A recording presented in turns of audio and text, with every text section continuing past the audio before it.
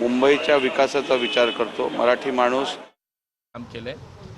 त्यानंतर 2017 ते 22 पर्यंत आम्ही काम केलं आणि त्यानंतर 24ला विधानसभा लोकसभेच्या निवडणुकाही झाल्या आणि मला असं वाटतं की पुणेकरांनी त्यामुळेच पुन्हा एकदा काम करायची संधी आम्हाला विधानसभेत आणि लोकसभेत दिली।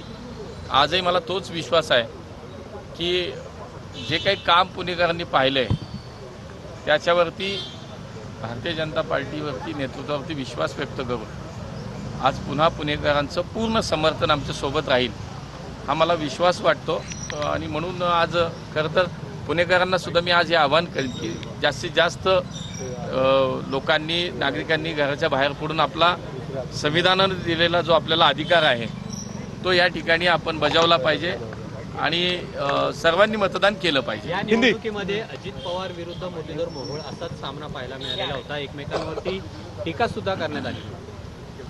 नाही, मला असं वाटतं मी कधीच वैयक्तिक बोललो नाही, परंतु काही समोरनं आल्यानंतर बोलावं लागतं आणि मला असं वाटतं की शेवटी पुणेकर हे खूप विचार करून मतदान करतात। पुणेकर हे सुज्ञ आहेत, पुणेकर हे जाणकार आहेत आणि म्हणून कुठल्याही टीका टिप्पणी खालच्या स्तरावरती जाऊन काही ठिकाणी झाल्या, सोशल मीडिया राष्ट्रवादीवाल्यांचे पार्टी